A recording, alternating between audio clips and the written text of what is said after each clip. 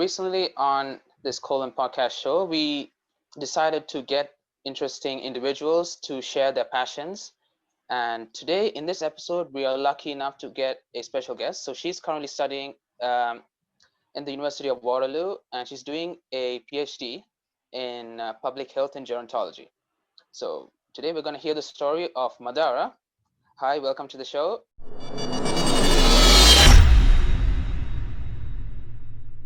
Hi, Madara. Hi, Ratish. Hi, Osura. How are you guys doing?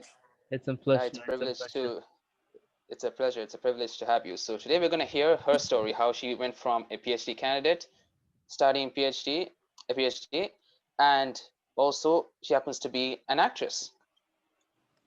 Very interesting. Thank you for having me. It's a wonderful topic to talk about. So I think in one of our previous episodes, we talked about my PhD in more detail. Oh, yes. Links in the description. You guys can go check it out. How do you make the transition from an PhD to an actress? Right. So as Osura introduced me as a PhD candidate, I do both at the same time, a PhD and acting. The transitions, well, there has been a lot of transitions, I would say. I think I was born as a creative person. When I was young, I was always into acting, dancing, music. I was in the school band. So there was a lot of creative stuff that I was participating in as a child. And then there was a transition from that to academia. That academic path was mainly created by my parents, who really wanted me to become something in academia or go to medical school. And that was quite a significant transition for me, because I was not interested in studying anything when I was like, I'm talking about when I was like 10 or 11. By the time I was 12-ish, my mom had decided that she should really work towards making me think about something in academia. So when I was 12, we moved to Canada, because when I was in Sri Lanka, I was really focused on doing something in the arts, and my mom didn't like it, and I wasn't studying. So she moved me to Canada. She came here with me. And one of the main reasons was because in Canada, getting into a university, it's much less competitive compared to Sri Lanka, because, you know, Sri Lanka has a lot of people who want to go to the same fields, but we have less resources and so on. So she really made that move so that it becomes easier for me to succeed in academia. So that was a huge transition for me, because after I came to Canada, I didn't really do any extracurricular activities. The only thing I continued was playing chess in high school. So then I had nothing to do, because my mom was like, study. Damn. And same here. every parent, right? every brown well, typical like Indian parents, or else, you know, South continent parents. Brown parents. Yeah. Study. Book. Look at the book. That's it. Yeah, focus on study. Yeah, every bullshit. So I mean, that happened, and because I didn't have anything else to do, I really did kind of focus on studies. And so there was the first transition from going to being born a creative person to becoming an academic. So in high school, I really focused on studying and found myself doing really well in school, which was a surprise for me, because I thought I was not smart, because I didn't really study before that. Oh yeah. It's like, but it turns out you were in one of the most competitive girls' schools in Sri Lanka, so that's why you felt that pressure. Probably, yeah. All my friends from my school in Sri Lanka, which was Devi Balika, they all, most of them, I think, we were like a group of 10, and I think like 5 or 6 of them are doctors now, and others are doing really well too. It was their goal to become doctors, and so they became. They're quite smart, but I thought I was not smart, because I didn't really put any effort into it when I was in Sri Lanka. But after I came to Canada, I was like, oh, I can study. I can get 90s. So then I was like, okay, I guess I can do this. And I was getting more and more into academia. So time came to choose something for university. Did my undergrad. It was good. it wasn't like it was great. There were mountains and challenges as course, well. Yeah, there were challenges, but go through that. But then I realized by the end of the undergraduate degree that I needed to learn more in public health and gerontology. So then I continued to do my master's. And then at the end of the master's, I was like, well, there's more to learn. I have this thing, I like to do something. If I'm doing something, I like to do it well. So I felt like, and also I was kind of committing to public health and gerontology at the time, right? So I was like, okay, well, if I'm committing to it, if this is what I'm going to do all my life, then I need to know everything about it. You can't know everything, but you need to get the best experience that you can get, the best knowledge that you can get from whatever's out there. So then I continued to pursue the PhD. But all throughout these years, there was something off. Like I could feel it. I was like, what is this? There's something off. Like I'm doing really well in my master's program. I did an internship at the WHO and it was all great. On the academic side, it was all great. But I was like, okay, why am I feeling off? And I tried different things. I was painting throughout my studies. I thought it was maybe the creativity that I'm missing, but it was still not enough. And it turns out, I realized at the end of my master's that it is the creativity, the performing art side of me that really wants to come out and just be out there in the world. So at the end of the master's, I decided, as I'm starting my PhD, I'm definitely going to start acting. And then I decided that I'm gonna take classes, and that's where the journey of acting started. Started from there, yeah. So how did you find out, the places to, go for acting, or any friends or that persuaded you to take that leap of faith, I suppose? Yeah, so when I started acting in Toronto, I didn't know anything. I didn't know anybody in the industry. So I basically looked into the studios that are in town and kind of reached out to them and said, hey, I'm interested in taking a few classes just to see what kind of program matches me. And I checked out a few studios and took some classes. And from there is really where I got to know people in the industry, from going to taking headshots and finding an agent. All of that happened after I started taking those classes, because you meet people, fellow actors and others in the field. Okay. Absolutely. How do you make these headshots then? Like, how do you communicate with them? Like when you start in a movie, how do you make that auditions and how do you do that procedure itself? So for headshots, it was actually, I think the studio that I went to, they have workshops where they bring in sometimes agents or casting directors, and they have people who have been in the field who would talk to you and share information about photographers and headshot photographers who are in town. I think I got a name out of one of those lists and contacted him through the studio. Same thing with agents.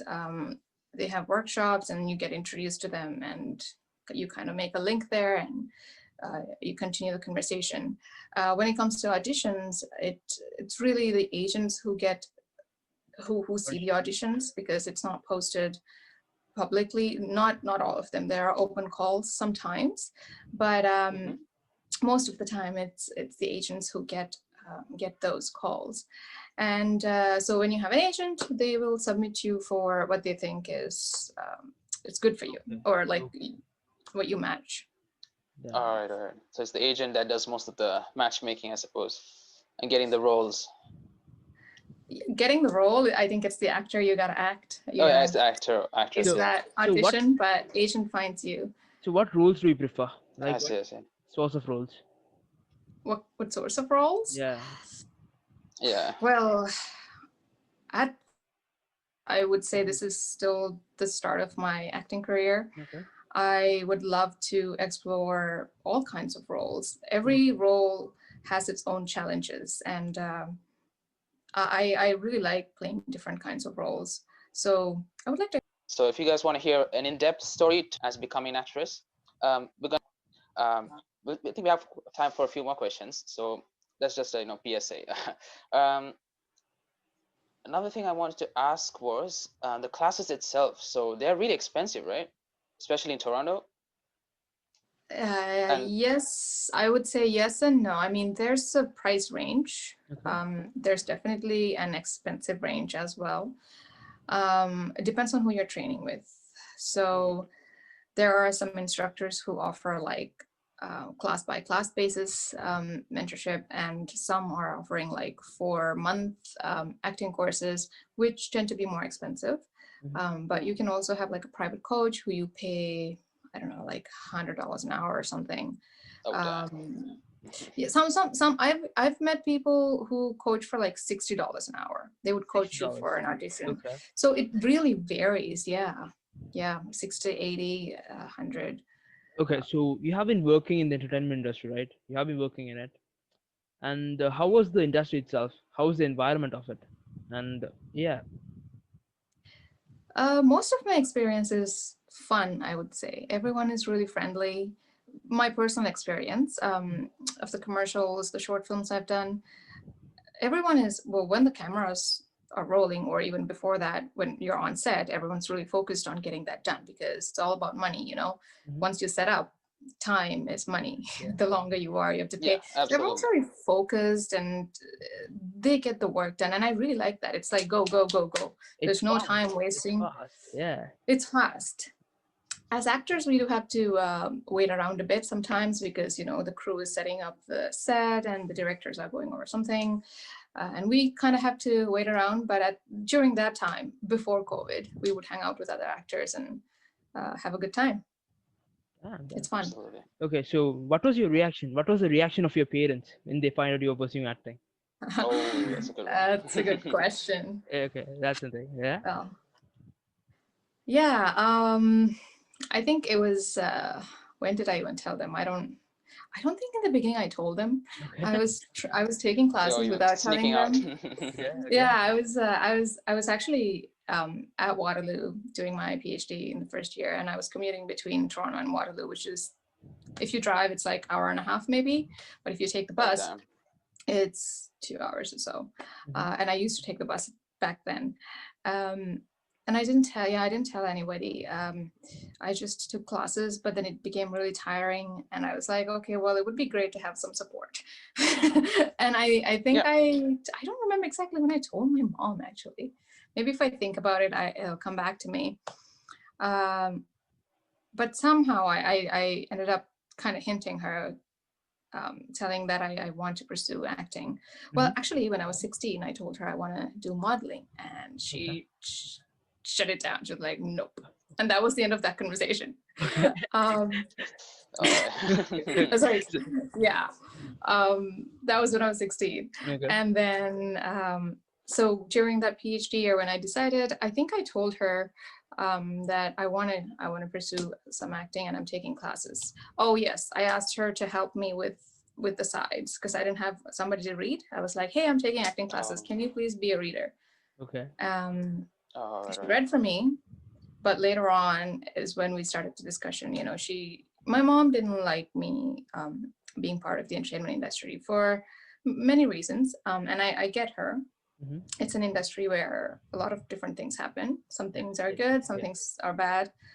And she is still kind of worried, and it's never been like, yeah, go for it and go get the role. She's still concerned, worried. She might accept it. Yeah, she will do. Like when you actually pursue something. Eventually, yeah. Eventually. I hope so. Let's hope so. Yeah, it will happen. I hope so, but a good news is that like a few days ago, I actually showed her some of my short films, and she was like, wow, they were really good. Like, you looked good, you were doing well. So that comes and goes. So I'm like, okay, well, but now she is like these days, she's quite supportive. And my dad, he's kind of always been supportive. Like, he hasn't said no or yes. So but yeah, I'm continuing what I'm doing. I think that I think when parents don't support you, it's because they're also scared. they cannot guarantee that they can keep you safe in a field that they don't know much about. So they're scared. It's not always that they don't like you acting, you know. I feel like that's what my parents were concerned about. They didn't know that industry very So well. actually, parents are worried about the safety, I guess, safety as well as the security behind the future. After the future, Yeah. what would happen? Yeah, the job security basically. Financially. Well, I feel like that's changing now. You know, everyone's doing anything that they want, especially in North America. In Sri Lanka, yeah, I get it. I get it. Still, it's a concern, right? Even our industry in Sri Lanka is entertainment industry. I don't It's know. still Can you make a growing. It's living? still growing. Yeah. Growing, right? Yeah. It's So still I growing, yeah. get that concern in Sri Lanka, but North America, I feel like, you know, you shouldn't worry Like too much about it. yeah, there's a lot of opportunities, right? So now obviously like with the whole how should I say, like they're pushing minorities to, getting them more roles. So I think obviously people like you obviously will have more of an opportunity to get these roles as well, because over there, I mean, you're a minority, right? Yeah, Sri Lankan person, so over there it's a white majority. Mm-hmm. So I think definitely you got a bright future if you continue down this path. Let's hope so for every Let's hope minority. so. There has been a For lot every, of yeah, talk about that too, but we'll have to see. It's the actions that speak, right? Exactly. Exactly. yeah, Actions speak louder. absolutely, So we'll have absolutely. So I think should we wrap up, Ratish, or you We want to keep should. asking more questions? We should right now. I So think yeah. we should wrap. We So should wrap thank you, up. Madara, So for sharing your, thank you, Madara. personal things. It's a great pleasure for us to meeting with you, talking about it, conversing about it. Thank you. Absolutely, Yeah. absolutely, Thank you guys. Thanks for absolutely. having me. Thank you again. So if you guys want to see an in-depth version of this, go check links in the links in the description. Yeah, description. So It's all over there. on It's in Spotify, Spotify, Apple Podcast, on everywhere. all streaming Yeah. platforms, you guys can check out the lengthier version. So we're gonna go in depth with, like, for example, we're gonna ask her certain opinions, um, favorite directors, that sort of Oh yeah. stuff, and we're gonna go in depth, fun It's, stuff, and we're gonna go in depth with like the stuff we asked as well, like more in depth with the transition, how you can become an actress. So since she has already experienced it, and stuff which goes inside the role. So she has done a few stuff. She has done a little bit of acting here and there. So what happens specifically inside. So yeah, I hope you guys can check us out there as well. exactly. So like, comment, subscribe. These Share this bandanas link. make it hurt. Right now, signing off.